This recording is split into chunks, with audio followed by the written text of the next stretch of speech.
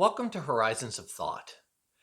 Today, I'm going to tell you about the power of grace by telling you the story of two people. One of them was a British man who was forced into the service of the British Navy and later was enslaved by Africans in Sierra Leone. Despite his experiences with forced labor, he himself sold hundreds of people into slavery as the captain of two slave vessels. He then retired and invested in slave trading company. In so doing, he himself admitted to killing or enslaving, both directly and indirectly, over 20,000 people. He was a drunkard, a wastrel, a libertine, and a kidnapper and murderer of humans. He was a monster. And now I will tell you the story of another man. This man was an abolitionist and writer of great hymns. He was a friend and preacher to William Wilberforce, the man who spent 20 years in the British Parliament trying to outlaw British slave trade. This same man documented in great detail the horrors of the African slave trade and the Middle Passage, where slaves were transported from Africa to the Americas on ships that killed up to a quarter of the slaves due to disease, filth, and utter despair. This man lived to finally see the end of the British slave trade in 1807, just 9 months before he died. By preaching, teaching, and being a friend to Wilberforce and other fellow abolitionists from Europe and Africa, this man helped save millions of people from slavery. He also helped begin the movement in Europe and beyond that ultimately turned the forces of colonialism against the world's greatest sin, ending the legal slave trade throughout planet Earth. As a result, no matter who you are or where you live in the world, you have little need to fear of being captured and enslaved, only to then have no hope of recourse from your government. You might yet be enslaved, but those doing it at least have to hide their deeds from the eyes of the world. To this day, this man's greatest song is sung around the world, a testament to the power of grace and forgiveness. If you met the first man, it would be easy to understand if you wanted to utterly cancel him, and then lock him up and send him to prison for the rest of his life, with no chance for him to ever see the light of day again. Even if you wanted to forgive him for what he did, if he did it today, it would have to be from across the veil of the bars of prison. The law, society, and your own conscience would compel you to turn him in for his crimes. But that isn't what happened in his time. This man lived a long time ago, and when he committed his worst crimes, almost no one thought he was doing anything wrong. His slave trading was considered a respectable job in both Britain and in the African ports where he picked up his slaves. As a result, this first man was never once punished for his crimes, at least not by any human force. Yet over the span of decades, this first man became this second man, because these two men are the same person, John Newton.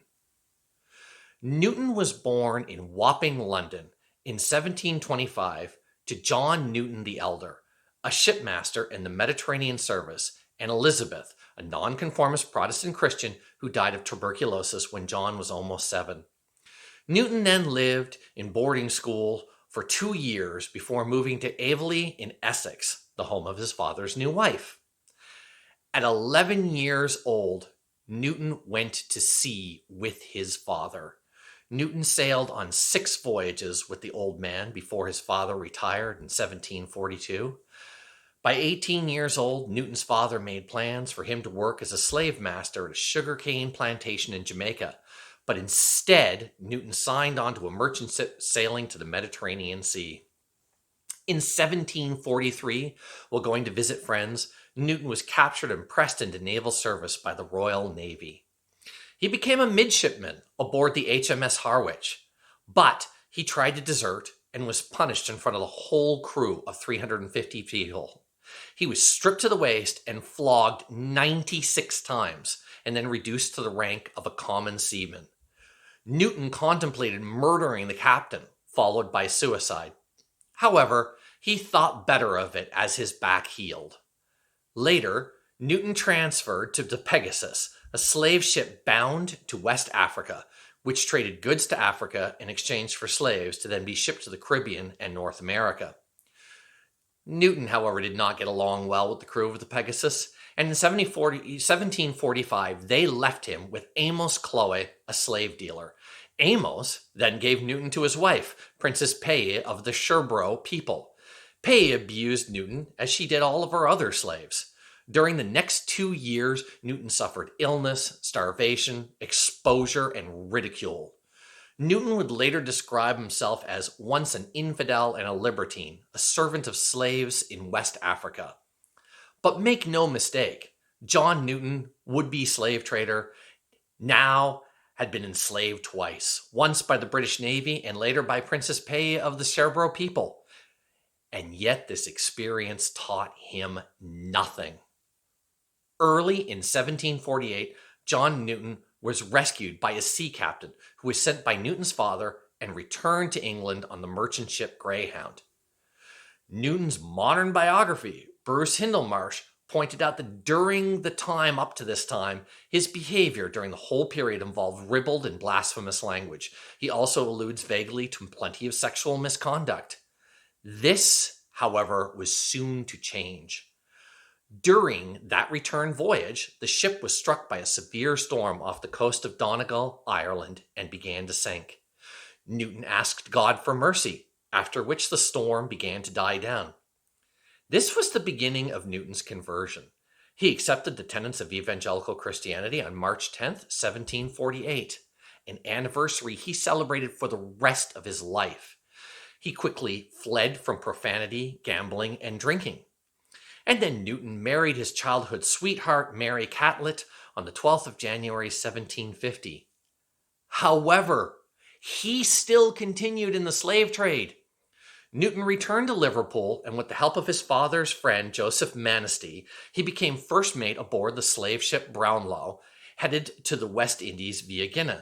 After this trip, he made 3 voyages as captain of slave ships, once captaining the Duke of Argyll, and twice captaining the African in 1752 and 53, and then again 1753 and 54. As Bruce Hindermarsh understated it, Newton has sometimes been accused of hypocrisy by holding strong religious convictions at the same time as being active in the slave trade, praying above deck while his human cargo was in abject misery below deck. He was, as he himself said, thankful for being led into an easy and credible way of life. And make no mistake, he wrote this because the society he lived in considered slave trading respectable. On the Duke of Argyll, Newton faced grave and constant dangers from a dangerous, rebellious, and mutinous group, as well as a near-slave interaction when 20 Africans escaped their chains temporarily. Newton mounted guns and muskets on the deck and aimed them at the slave quarters. The slaves were lashed and put in thumbscrews to keep them quiet. However, on this very voyage, and after his harsh actions, Newton's treatment of the slaves became slightly more civil. The crew was no longer allowed to abuse the slaves. Slaves were not packed in as tightly. The hold was hosed down periodically to reduce the smell. Slaves received an improved diet. During that voyage, 6 crew members died of illness, which was not particularly abnormal at the time. Yet only 6 slaves died, which was highly unusual. In the voyage of the African in 1752, he had similar ratio of fatalities. 28 of the 174 slaves died in the Middle Passage. The following voyage, 87 slaves were transported and none of them died. Yet, Newton gave up on captaining slave ships only because he had a severe stroke in 1754. And Newton still invested in Manistee slaving operations for a long time afterwards.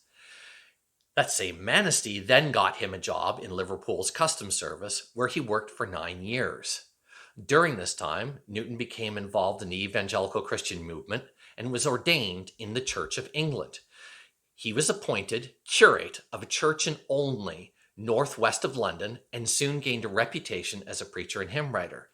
The same year, in 1763, his testimony was published. Newton devoted a chapter to the horrors of the slave trade.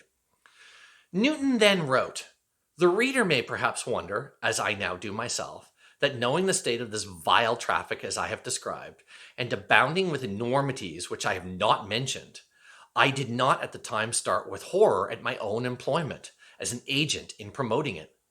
Custom, example, and the financial interest had blinded my eyes. I did it ignorantly, for I am sure had I thought of the slave trade then as I thought of it since, no considerations would have induced me to continue in it. Though my religious views were not very clear, my conscience was very tender, and I durst not have displeased God by acting against the light of my mind." In short, Newton was blinded by his own greed and the fact that no one in his life appeared to consider the slave trade to be wrong at the time.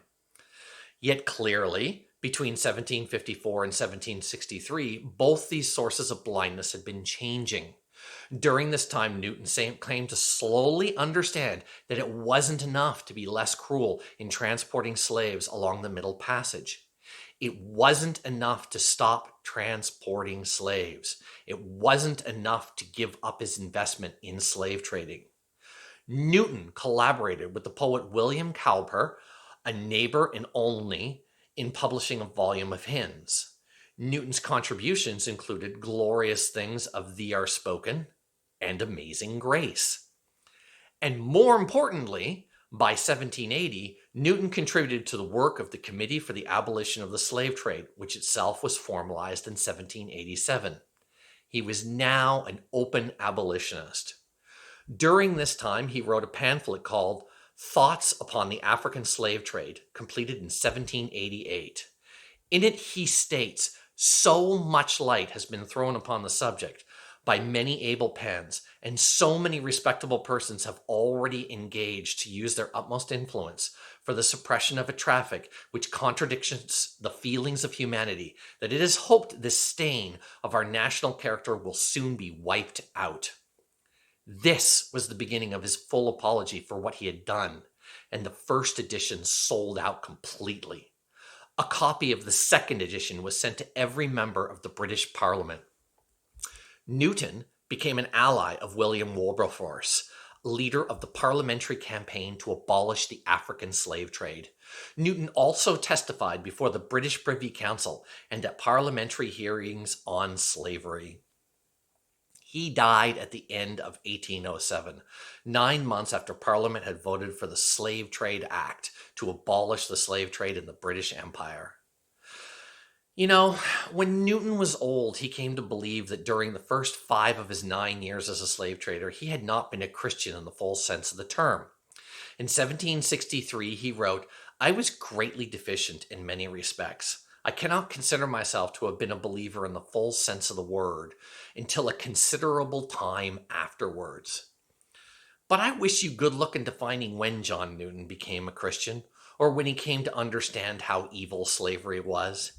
It wasn't, as the mythology among so many evangelical Christians suggests, an immediate change on that stormy day in 1748. It took decades. Many thousands of people suffered and died before it took hold. It was horribly, cruelly, and murderously messy. You could be forgiven for wondering why Newton's change came so slowly. It is easy to understand why you would not want to forgive John Newton his many sins. He most certainly deserved death many times over for his crimes. But grace isn't justice, let alone vengeance. The wondrous light of many innocent people went out between the time when God and that storm showed grace to Newton and when Newton himself was changed by that grace. So many now nameless peoples whose light would never itself grace the earth. Yet because of grace, this same man Newton, who killed and harmed so many, later saved so many more, all over the world. This same Newton helped change the whole world's minds about slavery. For when Newton was born, few people opposed slavery, not in Britain, Benin, the Ottoman Empire, or much of anywhere on the earth, frankly. Look it up, you won't find many examples. Some people, however, preceded Newton in support for the abolition of slavery, and his joining them strengthened the effort greatly. By the time Newton died, many in Europe and Africa supported the abolition of slavery, and laws had begun to combat both slavery and the slave trade. And over the slow span of some next 150 years, the whole world's governments completed the criminalization of slavery. Look, I cannot tell you what to think of grace, given how slowly it manifests fruit. Even now, the world has many slaves held in secret. You have to decide what you think of such slow change for yourself. But I can tell you that I believe the lack of grace is much worse. This is because the lack of grace, with its demands for immediate justice, inability to forgive, and judgment of the past by today's current standards, is not merely slow to improve the world. It is unmoving. It is dead. It actually makes things worse, the way a dead body quickly smells very bad. Political division, cycles of revenge, wars, and genocide all owe their existence to a lack of grace. So for all of its faults, I have chosen grace. And like John Newton, who wrote those great words, I also sing, "Amazing grace, how sweet the sound that saved a wretch like me. I once was lost, but now I'm found, was blind, but now I see." This has been Horizons of Thought. See you in a few days.